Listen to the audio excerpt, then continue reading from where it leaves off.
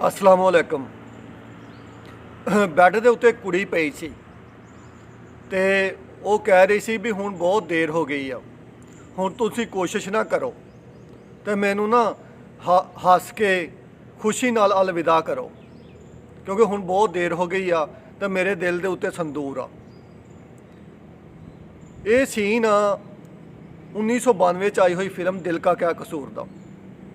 दिल का क्या कसूर देविया भारती दी बहुत मशहूर फिल्म सी ते बड़ी हिट हुई, उहदे सारे गाने बड़े मशहूर होए। देविया भारती 25 फरवरी 1974 नूं पैदा हुई ते 5 अप्रैल 1993 नूं जिहड़ी है ना मर गई, यानी कि सिर्फ 19 साल जिंदा रही देविया भारती। देविया भारती जिहड़ी आ बहुत बेहतरीन अदाकारा सी। ਉਹ ਸ਼ੌਕ ਸੀ, ਚੰਚਲ ਸੀਗੀ, ਸ਼ਰਾਰਤੀ ਸੀਗੀ, ਗੋਲ ਚਿਹਰਾ ਸੀ, ਜਾਦੂਈ ਅੱਖਾਂ ਸੀਗੀਆਂ। ਜਿਹੜਾ ਵੀ ਉਹਦੇ ਵੱਲ ਦੇਖਦਾ ਸੀ ਉਹਦੇ ਸਹਿਰ 'ਚ ਮੁਬਤਲਾ ਹੋ ਜਾਂਦਾ ਸੀ। ਬਹੁਤ ਪੁਰਕਸ਼ਿਸ਼ ਲੜਕੀ ਸੀ, ਬਹੁਤ ਪੁਰਕਸ਼ਿਸ਼ ਖਤੂਨ ਸੀ ਤੇ ਦੇਵਿਆ ਭਾਰਤੀ ਮਸ਼ਹੂਰ ਹੋਈ। ਉਹਦੀ ਸਭ ਤੋਂ ਹਿੱਟ ਫਿਲਮ ਸੀ ਦੀਵਾਨਾ, 1992 ਵਿੱਚ ਮਾਰਕੀਟ 'ਚ ਆਈ। ਦੀਵਾਨਾ ਜਿਹੜੀ ਫਿਲਮ ਸੀ ਬੜੀ ਮਸ਼ਹੂਰ ਹੋਈ, ਬੜਾ ਹਿੱਟ ਕਰਤਾ ਉਹਨੇ ਦੇਵਿਆ ਭਾਰਤੀ ਨੂੰ। ਤੇ ਫਿਲਮ ਫੇਅਰ ਮੈਗਜ਼ੀਨ ਤੇ ਜਦੋਂ ਉਹਦਾ ਫੋਟੋ ਲੱਗਿਆ ਨਾ, ਫਿਲਮ ਬਲਵਾਨ ਆਈ ਸੁਨੀਲ ਸ਼ੇਠੀ ਦੀ, ਤੇ ਰਾਤੋਂ ਰਾਤ ਦੇਵਿਆ ਭਾਰਤੀ ਜਿਹੜਾ ਸਟਾਰ ਬਣ ਗਈ। ਦੇਵਿਆ ਭਾਰਤੀ ਨੇ 2 ਜਾਂ 3 ਸਾਲ ਫਿਲਮਾਂ 'ਚ ਕੰਮ ਕੀਤਾ ਤੇ ਹੁਣ ਵੀ ਉਹਦਾ ਨਾਮ ਫਿਲਮ ਇੰਡਸਟਰੀ 'ਚ ਇੱਦਾਂ ਹੀ ਲਿਆ ਜਾਂਦਾ ਜਿੱਦਾਂ ਹੁਣ ਦੀ ਅਦਾਕਾਰਾ ਹੋਵੇ, ਹੁਣ ਦੀ ਗੱਲ ਹੋਵੇ। ਅਗਰ ਦੇਵਿਆ ਭਾਰਤੀ ਨਾ ਮਰਦੀ ਤੇ ਹੁਣ ਉਹ 50 ਸਾਲ ਦੀ ਹੋਣੀ ਸੀ। ਦੇਵਿਆ ਭਾਰਤੀ ਨੇ ਜਦੋਂ ਫਿਲਮ ਦਿਲ ਕਾ ਕਿਆ ਕਸੂਰ 'ਚ ਕੰਮ ਕੀਤਾ ਉਦੋਂ ਤਕਰੀਬਨ 18 ਸਾਲ ਦੀ ਸੀਗੀ ਤੇ ਉਦੋਂ ਉਹਦੇ ਪਿੱਛੇ ਮਸਾਇਲ ਵੀ ਚੱਲ ਰਹੇ ਸੀਗੇ। ਉਹਦੇ ਸਾਜਨ ਨਾਡੀਆਵਾਲਾ ਨਾਲ ਸ਼ਾਦੀ ਕਰ ਲਈ ਸੀ ਤੇ ਜਦੋਂ ਉਹਨੇ ਸਾਜਨ ਨਾਡੀਆਵਾਲਾ ਨਾਲ ਸ਼ਾਦੀ ਕੀਤੀ ਤੇ ਘਰ ਵਾਲੇ ਉਹਦੇ ਖਿਲਾਫ ਸੀਗੇ ਪਹਿਲੇ ਸ਼ੁਰੂ ਵਿੱਚ, ਬਾਅਦ ਵਿੱਚ ਸਾਰੇ ਰਾਜ਼ੀ ਹੋ ਗਏ, ਫਿਰ ਉਹਨਾਂ ਨੇ ਉਸ ਚੀਜ਼ ਨੂੰ ਕਬੂਲ ਕਰ ਲਿਆ।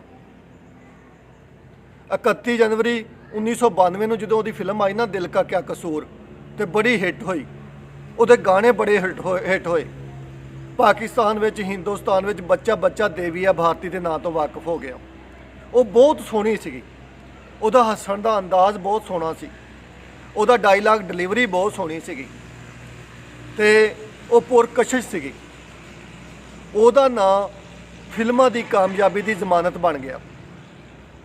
ਉਹਨੇ ਚੰਦ ਫਿਲਮਾਂ 'ਚ ਕੰਮ ਕੀਤਾ। ਉਹ ਜਿਹੜੀਆਂ ਚੰਦ ਫਿਲਮਾਂ ਨਾ, ਉਹਨਾਂ ਨੂੰ ਅਗਰ ਦੇਖ ਲਵੋ ਤਾਂ ਤੁਸੀਂ ਕਹੋਗੇ ਕਿ ਵਾਕਈ ਬਹੁਤ ਫਸਟ ਕਲਾਸ ਜਿਹੜਾ ਨਾ ਉਹ ਅਦਾਕਾਰਾ ਸੀਗੀ। ਉਹ ਸਿਰਫ 19 ਸਾਲ ਦੀ ਸੀ 5 ਅਪ੍ਰੈਲ 1993 ਨੂੰ, ਜਦੋਂ ਉਹ ਬਾਲਕੋਨੀ ਤੋਂ ਡਿੱਗ ਕੇ ਨਾ ਮਰ ਗਈ 19 ਸਾਲ ਦੀ ਉਮਰ ਵਿੱਚ। ਇੱਕ ਵਾਰੀ ਕਿਸੇ ਸਹਾਫੀ ਨੇ ਉਹਦੇ ਕੋਲ ਇੰਟਰਵਿਊ ਕਰਦੇ ਹੋਏ ਪੁੱਛਿਆ ਵੀ ਤੂੰ ਕੀ ਚਾਹੁੰਦੀ ਆ? ਉਹ ਕਹਿੰਦੀ ਜੀ ਮੈਂ ਸਭ ਤੋਂ ਉੱਤੇ ਜਾਣਾ ਚਾਹੁੰਦੀ ਹਾਂ, ਲੇਕਿਨ ਖੁਦ ਕਿਸੇ ਦੀ ਮਦਦ ਤੋਂ ਬਗੈਰ। ਮੈਨੂੰ ਕਿਸੇ ਦੀ ਮਦਦ ਨਹੀਂ ਚਾਹੀਦੀ, ਮੈਂ ਕਿਸੇ ਵੀ ਬੰਦੇ ਦੀ ਮਦਦ ਤੋਂ ਬਗੈਰ ਸਭ ਤੋਂ ਉੱਤੇ ਜਾਣਾ ਚਾਹੁੰਦੀ ਹਾਂ। ਇਹਦਾ ਮਤਲਬ ਵੀ ਉਹਦੇ 'ਚ ਖੁਦਦਾਰੀ ਵੀ ਸੀਗੀ, ਉਹਦੇ 'ਚ ਕੰਮ ਕਰਨ ਦਾ ਜਜ਼ਬਾ ਵੀ ਸੀਗਾ, ਉਹਦੇ 'ਚ ਇਤਮਾਦ ਵੀ ਸੀਗਾ। ਲੇਕਿਨ ਇਸ ਦੇ ਬਾਵਜੂਦ ਉਹ 19 ਸਾਲ ਦੀ ਉਮਰ 'ਚ ਮਰ ਗਈ। ਉਹਨੇ ਦਿਲ ਕਾ ਕਿਆ ਕਸੂਰ, ਦੀਵਾਨਾ, ਇਸ ਤੋਂ ਇਲਾਵਾ ਵੀ 2-4 ਬੜੀਆਂ ਹਿੱਟ ਫਿਲਮਾਂ ਦਿੱਤੀਆਂ। ਬਲਵਾਨ ਸੁਨੀਲ ਸ਼ੇਠੀ ਦੀ ਆਈ, ਉਸ ਤੋਂ ਉਹਦੀ ਗੁੱਡੀ ਚੜ੍ਹ ਗਈ।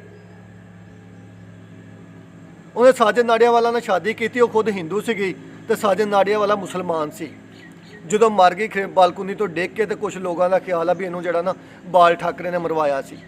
ਅੱਲਾ ਜਾਣੇ ਹੁਣ ਇਹਦੇ 'ਚ ਸੱਚ ਹੈ ਜਾਂ ਝੂਠ ਆ, ਵੀ ਬਾਲ ਠਾਕਰੇ ਨੇ ਮਰਵਾਇਆ ਸੀ ਜਾਂ ਉਹਦੀ ਆਈ ਸੀਗੀ ਜਾਂ ਉਹ ਨਸ਼ਾ ਕੀਤਾ ਸੀ ਉਹਨੇ ਤਾਂ ਡਿੱਗੀ। ਸਹੀ ਆ। ਉਹਦੀ ਵਾਲਦਾ ਕਹਿੰਦੀ ਦੇਵਿਆ ਭਾਰਤੀ ਦੀ ਵੀ ਦੇਵਿਆ ਭਾਰਤੀ ਜਿਹੜੀ ਕਮਜ਼ੋਰ ਨਹੀਂ ਸੀ ਵੀ ਖੁਦਕੁਸ਼ੀ ਕਰ ਲੈਂਦੀ, ਉਹਦੇ ਨਾਲ ਕੁਝ ਕੀਤਾ ਗਿਆ। ਤੇ ਉਹਦੇ ਮਰਨ ਤੋਂ ਬਾਅਦ ਵੀ ਜਿਹੜਾ ਨਾ ਉਹਦੇ ਵਾਲਦੈਨ ਦੇ ਤਾਲੁਕਾਤ, ਦੇਵਿਆ ਭਾਰਤੀ ਦੇ ਵਾਲਦੈਨ ਦੇ ਤਾਲੁਕਾਤ ਸਾਜਨ ਨਾਡੀਆਵਾਲੇ ਨਾਲ ਠੀਕ ਰਹੇ, ਖਰਾਬ ਨਹੀਂ ਹੋਏ। 2004 ਈਸਵੀ ਤੱਕ, 2004 ਸਨ ਤੱਕ, ਜਦੋਂ ਤੱਕ ਸਾਜਨ ਨਾਡੀਆਵਾਲਾ ਨੇ ਦੂਸਰੀ ਸ਼ਾਦੀ ਨਹੀਂ ਕੀਤੀ ਵਰਦਾ ਖਾਨ ਨਾਲ, ਤੇ ਉਹ ਆਪਣੀਆਂ ਫਿਲਮਾਂ ਦੇ ਜਿਹੜਾ ਸ਼ੁਰੂ ਵਿੱਚ ਕੈਪਸ਼ਨ ਲਿਖਦਾ ਹੁੰਦਾ ਸੀ, ਮੇਰੀ ਪਿਆਰੀ ਬੀਵੀ ਕੀ ਯਾਦ ਮੇਂ। ਤੇ ਵਰਦਾ ਖਾਨ ਕਹਿੰਦੀ ਆ ਵੀ ਜਦੋਂ ਵੀ ਹੁਣ ਸਾਡੇ ਘਰ ਵਿੱਚ ਦੇਵਿਆ ਭਾਰਤੀ ਦੀ ਫਿਲਮ ਚੱਲਦੀ ਆ ਤੇ ਮੇਰੇ ਜਿਹੜੇ ਬੱਚੇ ਆ ਉਹਨੂੰ ਬੜੀ ਅੰਮਾ ਕਹਿੰਦੇ ਆ। ਗੱਲ ਆ ਵੀ ਵਕਤ ਗੁਜ਼ਰ ਗਿਆ। ਇੱਕ ਕੁੜੀ ਨੇ ਅਰੂਜ ਦੇਖਿਆ, ਬਹੁਤ ਅਰੂਜ ਦੇਖਿਆ ਛੋਟੀ ਜਿਹੀ ਉਮਰ ਵਿੱਚ। ਲੋਕਾਂ ਦੀਆਂ ਲਾਈਨਾਂ ਉਹਦੇ ਪਿੱਛੇ ਸੀਗੀਆਂ, ਅੱਗੇ ਪਿੱਛੇ ਪ੍ਰੋਡਿਊਸਰ ਸੀਗੇ। ਸਹੀ ਆ। ਅੰਜਾਮ ਕੀ ਹੋਇਆ? ਸਿਰਫ 19 ਸਾਲ ਦੀ ਉਮਰ 'ਚ ਮਰ ਗਈ। 25 ਫਰਵਰੀ 1974 ਨੂੰ ਜੰਮੀ ਦੇਵੀਆ ਭਾਰਤੀ ਤੇ 5 ਅਪ੍ਰੈਲ 1993 ਚ ਮਰ ਗਈ। ਯਾਨੀ ਕਿ ਉਹਨੇ ਦੁਨੀਆ ਦੇ ਉੱਤੇ ਇੰਨਾ ਵਕਤ ਨਹੀਂ ਗੁਜ਼ਾਰਿਆ।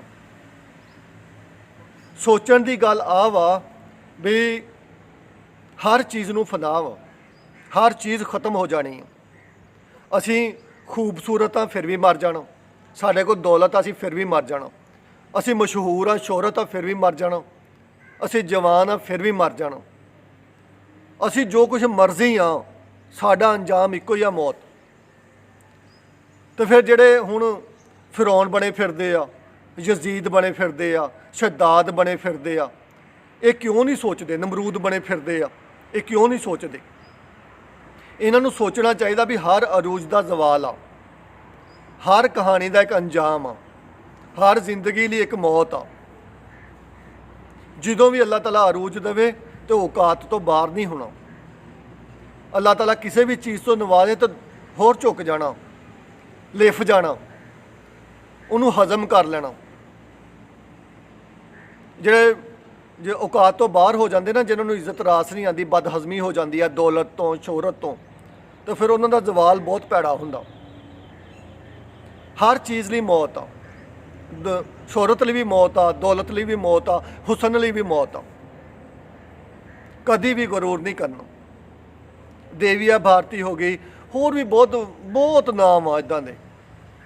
ਇਹ ਤਾਂ ਸਿਰਫ ਇੱਕ ਮਿਸਾਲ ਦਿੱਤੀ ਹੈ ਨਾ ਵਿੱਚੋਂ, ਦੇਵੀਆ ਭਾਰਤੀ ਦੀ। ਇੱਦਾਂ ਦੇ ਬਹੁਤ ਸਾਰੇ ਨਾਮ ਜਿਹੜੇ ਸਾਡੇ ਲਈ ਇਬਰਤ ਦਾ ਨਿਸ਼ਾਨ ਆ। ਸਾਨੂੰ ਸੋਚਣਾ ਪੈਣਾ, ਅਸੀਂ ਸੋਚਣਾ ਵਾ। ਤੇ ਜਦੋਂ ਹੈ ਹੀ ਮੌਤ ਆ ਤੇ ਫਿਰ ਗਰੂਰ ਕਿਹੜੀ ਗੱਲ ਦਾ? ਅੱਲਾਹ ਤਾਲਾ ਤੁਹਾਡਾ ਹਾਮੀ ਓ ਨਾਸਰ ਹੋਵੇ। ਆਪਣਾ ਬਹੁਤ ਸਾਰਾ ਖਿਆਲ ਰੱਖਿਆ ਕਰੋ। ਹੱਸਦੇ ਰਹੋ, ਵਸਦੇ ਰਹੋ। ਰੱਬ ਰਾਖਾ।